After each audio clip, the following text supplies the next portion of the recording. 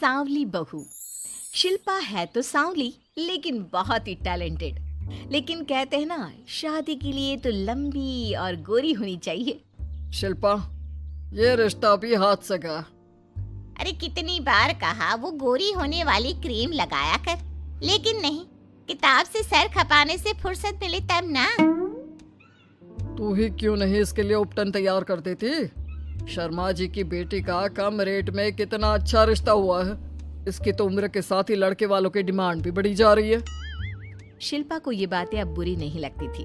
लगे भी क्यों, बचपन से सुन जो रही थी वो ये सब कुछ। उसके लिए ये तो मात्र एक कान से सुनना और दूसरे कान से निकाल देने वाली बात थी। फिर एक रोज, पापा मेरी नौकरी लग गई है। वाह, अच्छा, कहाँ बेटा? न्यूज़ चैनल में पापा, खबरों को लिखना होगा। हाँ, वैसे भी तेरे जैसी सांवली शक्ल की लड़की को कौन पर्दे पर आने देगा, क्यों? चल, 4 पैसे कमाने लायक हुई है तो लड़के वालों को बोल देंगे कि कमाती भी है, फिर शायद कोई कर ले शादी। हाँ सही कह रहे हैं। वैसे बेटा कल शाम को एक लड़का और आने वाला है, उसे भी देख लेना। शिल्पा को इस बार गुस्सा आ जाता है। अच्छे न्यूज़ चैनल में नौकरी लगने की खुशी भी माँ पापा के चेहरे पर नहीं दिखती। अगले रोज ऑफिस से शिल्पा घर आती है तो सामने बैठा होता है हिमांशु। हिमांशु शिल्पा को देखता है तो पहली नजर में तो वो उसे पसंद नहीं आती, लेकिन फिर भी फॉर्मेलिटी तो करनी थी। ओके, तो क्या शौक है तुम्हारे और खाने में क्या क्या बना लेती हो? मुझे पढ़ने लिखने का शौक है। खाना बनाना नहीं आता, बिल्कुल भी नहीं आता। पर फिर भी क्योंकि ये रिवाज है कि बहू को खाना बनाना होता है तो थोड़ा बहुत बना लूंगी, लेकिन उतना ही वक्त किचन को दे पाऊंगी जितने में मेरा काम, मेरी नौकरी सफर ना हो। बाकी भूख तो तुमको भी लगती होगी, तो खाना बनाने की जिम्मेदारी दोनों की ही होगी, है ना? शिल्पा बोले जा रही थी। अब तक जिन लड़कियों से हिमांशु मिला था, शिल्पा उन सब से अलग थी। वो ऐसी ही तो लड़की चाहता था। शिल्पा से बात करने के बाद, ठीक है, फिर शादी 2 महीने बाद करेंगे। वो क्या है ना, खाना बनाना भी तो सीखना होगा ना। मुझे मंजूर है।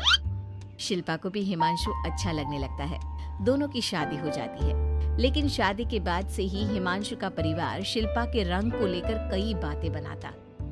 क्या बात है हिमांशु, क्या कमी हो गई थी जो ऐसी काली सी बहू ले आया? काली तो नहीं है। हाँ, मेरी शिल्पा का रंग हल्का सांवला है। वैसे आप तो कृष्ण की भक्त हैं, जानती है ना, उनका रंग भी सांवला था। अब सांवले रंग के कृष्ण की पूजा, तो सांवली मेरी बीवी खराब कैसे? बात तो सही भी थी। क्यों सांवला रंग खराब माना जाता है? शिल्पा पति का तर्क सुन रही थी। थोड़ी देर के बाद, क्या बात है, शब्दों का जादू आ गया। क्या तर्क दिया आपने सांवले रंग के समर्थन में? तो क्या तुम ही पत्रकार हो? अरे तुम्हारा पति भी कम नहीं है। शिल्पा रोज एक नई तरक्की छू रही थी। कभी विदेश दौरा तो कभी बड़े बड़े लोगों का इंटरव्यू। एक दिन, सुनो, आज का दिन बहुत खास है। मैं मुख्यमंत्री जी का इंटरव्यू लेने जा रही हूँ। अरे वाह, क्या बात है, सही है यार। तभी ससुर आ जाते हैं। बहू, थोड़ा मेकअप भी कर लेना, वरना काली काली फोटो सब जगह आएगी। अरे हम तो शर्म के मारे किसी को दिखाते भी नहीं कि ये हमारी बहू है। न जाने क्या कमी थी। अरे वो शारदा दीदी की बहू देखो, कैसे मक्खन की तरह गोरी है। और नताशा, वो तो ऐसे लगता है जैसे भगवान ने दिल खोल कर रंग दिया है उसको।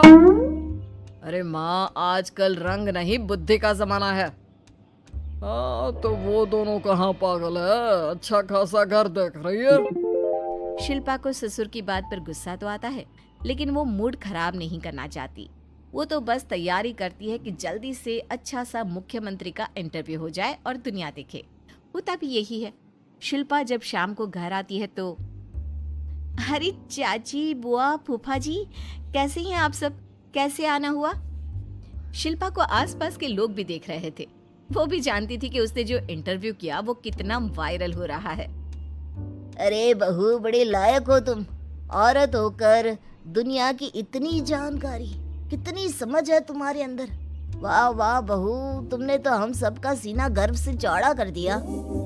सास ये सब देखकर सोच रही थी कि भाई ऐसा भी क्या हो गया, इन्होंने तो बहू को हीरो बना रखा है। मैंने तो शिल्पा को उसी दिन समझ लिया था जब पहली बार मिला था। मैं तो जान गया था कि ये लड़की अलग है। कितनी प्यारी आवाज है इसकी और समझ भी लाजवाब। तभी बुआ सास बोल पड़ती है, और एक हमारी बहू है, सारा दिन टिकली बिंदी पर ही लगी रहती है। अरे दीदी, न जाने कौन कौन सी क्रीम लगाती है, अब तो चेहरे पर फोड़े भी निकल गए। कितनी बार कहा कुछ पढ़ाई आगे करके दुनिया में नाम कमाओ, लेकिन नहीं, बस सारा दिन शीशे के सामने खड़ी रहेगी। कोई बात नहीं फूफा जी, वो भी किसी की पसंद हो सकती है। हम लोगों का क्या, एक काम अच्छा कर दिया तो पूछ लिए गए, नहीं तो जमाना तो गोरी सूरत की ही तारीफ करता है। क्यों माँ जी? हाँ हाँ, वो क्या है ना, मैं जरा पानी लेकर आती हूँ, तू बैठ बहू। हाँ हाँ बहू, तू तो बैठ। वो क्या है ना, आज तो तुझसे बहुत सारी बातें करनी है। ये बता, कैसे दिखते हैं मुख्यमंत्री जी सामने से? जैसे टीवी में दिखते हैं वैसे ही दिखते हैं क्या? आए दिन लोग शिल्पा से मिलने आते, उसे अपने स्कूल या दूसरी जगह पर चीफ गेस्ट बनाते। ये सब देखकर पति तो खुश होता, लेकिन सुंदर बहू का सपना सास की आंख से उतर ही नहीं रहा था।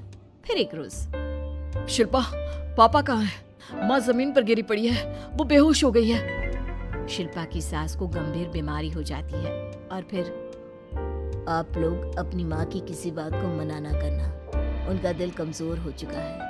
दिल में कोई बात लगेगी तो उनके हार्ट अटैक आने के चांसेस हैं, तो समझ रहे हैं ना। कुछ दिनों में ठीक होकर सास घर आ जाती है और फिर एक दिन, देख बेटा, मैं मरने से पहले एक सुंदर बहू का चेहरा देखना चाहती हूँ। अरे मैं नहीं चाहती कि तू इस काली कलूटी के साथ रहे, छोड़ दे इसे। अरे कल को तेरे बच्चे भी ऐसे काले पीले पैदा होंगे और फिर हमारा खानदान देखने लायक नहीं होगा।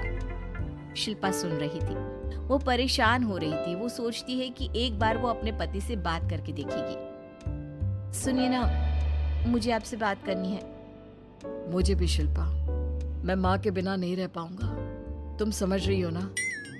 शिल्पा को दुख होता है, लेकिन वो क्या करती। वो हिमांशु को तलाक देने का सोच लेती है और फिर शिल्पा माँ की हालत फिर खराब हो रही है, क्या करूं? माँ को सबसे बड़े अस्पताल में भर्ती करना होगा। लेकिन वहाँ तो बेड के लिए बड़ी बड़ी सिफारिश करनी पड़ती है। हाय रे, मेरा मन आता है, मैं मर न जाऊं, मुझे बचा ले बहू। शिल्पा को हैरानी होती है कि वो करे तो क्या करे। पर माँ जी, मैं कैसे? बेटा, मुख्यमंत्री जी से बात कर ले, उनसे बड़ी सिफारिश किसकी हो सकती है? तू बोलेगी तो शायद तेरी सास की जिंदगी बच जाएगी। शिल्पा सिफारिश से सास को बड़े अस्पताल में भर्ती करवा देती है, जहां लंबे समय बाद सास ठीक होती है।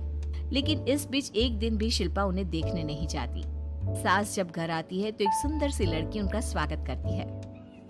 ये कौन है और शिल्पा कहाँ है? मुझे तो मेरी बहू ही चाहिए। माँ, कैसी बात कर रही हो? तुम्ही ने कहा था ना कि शिल्पा काली है और तुम्हें काली बहू नहीं चाहिए। ये रीना है, तुम्हारी बहू। नहीं नहीं, मुझे माफ कर दो, मुझे तो मेरी शिल्पा बहू ही चाहिए। उसी के कारण आज मेरी जान बची है। मैं नहीं समझ पाई कि सुंदर शक्ल से ज्यादा सुंदर दिल और आचरण होना चाहिए। लेकिन अब क्या, अब तो देर हो चुकी थी। हिमांशु भी जानता था कि आत्मसम्मान वाली शिल्पा अब उसकी जिंदगी में वापस नहीं आएगी। अब तो शिल्पा को वे लोग बड़े बड़े चैनल की स्क्रीन पर देखते और अफसोस करते। शिल्पा चाहती तो कभी तुम्हारे लिए सिफारिश नहीं करती। अब तो आसपास के लोग भी घर नहीं आते। लोगों को लगता है कि शिल्पा ने हम लोगों को छोड़ा क्योंकि हम उसके लायक नहीं थे। सही बोल रही है माँ, हम ही तो उसके लायक नहीं थे। शिल्पा जैसी समझदार, पढ़ी लिखी, दुनिया की समझ रखने वाली लड़की को मैंने छोड़ा, सिर्फ आपके कहने पर। अब ये गोरी लड़की आपकी बहू हो सकती है, लेकिन मेरी बीवी कभी नहीं। हिमांशु वहां से चला जाता है।